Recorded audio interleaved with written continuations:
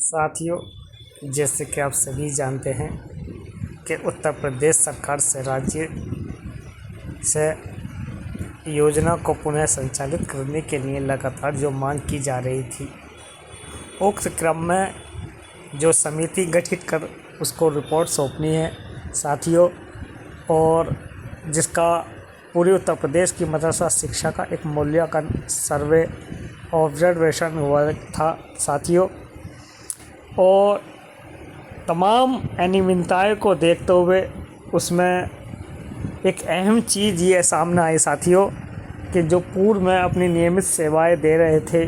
जो भारत सरकार से एक महत्वपूर्ण योजना के अंतर्गत मदरसा आधुनिकीकरण योजना के अंतर्गत मदरसे संचालित थे, और उसमें उत्तर प्रदेश के लगभग 22,000 टीचर्स अपनी नियमित सेवाएं दे रहे थे साथियों। और हमारे टीम के तमाम सदस्यों ने इस योजना को वरीयता देने की मांग कर रही थी कि इस योजना का संचालन उत्तर प्रदेश से अतिशीघ्र किया जाए, और टीचर्स को एक अहम मौका राज्य सरकार को देना चाहिए, ताकि उत्तर प्रदेश सरकार में जो मदरसों में है सुधारात्मक कदम आगे को बढ़ाया गया है, जिसमें मॉडर्न एजुकेशन गुणवत्तापूर्ण शिक्षा देने के लिए समाज की मुख्य धारा से जोड़ने के लिए जो सरकार की मंशा के अनुरूप जो गवर्नमेंट चाहती थी कि मदरसों के बच्चे भी अब समाज की मुख्य धारा से जुड़ें और एक अहम कदम समाज के अंदर रखें, मॉडर्न सब्जेक्ट के ज़रिए मॉडर्न क्वालिटी एजुकेशन दें साथियों। इसी क्रम में माननीय दानिश आज़ाद अंसारी साहब, अल्पसंख्यक और केंद्रीय कैबिनेट मंत्री ओपी राजभर साहब, जो कि एक अहम मुलाकात, इस मुलाकात के मायने कई तरह के हैं साथियों। चूँकि अगस्त के महीने में जो समिति की रिपोर्ट राज्य सरकार को सौंपी जानी है, और उसके बाद एक अहम फैसला राज्य सरकार मदरसा आधुनिक टीचर्स के पक्ष में लेगी साथियों। बड़ी अच्छी पहल हम लोगों ने की है कि राज्य सरकार उक्त योजना का संचालन अतिशीघ्र राज्य सरकार से किया जाए, लेकिन कुछ अड़चनें साथियों, कुछ रुकावटें, कुछ चैलेंज हमें मिले हैं,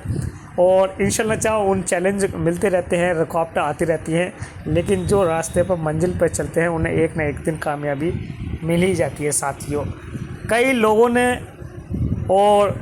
उत्तर प्रदेश के एक व्यक्ति ने विशेषकर इसमें बहुत बड़ी रुकावट डाली, और भारत सरकार की योजना को जानते हुए कि ये भारत सरकार की योजना थी,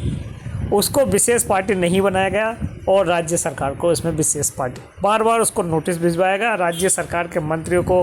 निदेशालय के सचिवों को, प्रमुख सचिवों को उसको नोटिस दिलाने का काम किया, ताकि राज्य सरकार की इस पर रेपुटेशन ख़राब हो। लेकिन साथियों, माननीय मुख्यमंत्री ने वादा किया है, दावा किया है, और पूरी फाइल को उन्होंने एक रिपोर्ट के तौर पर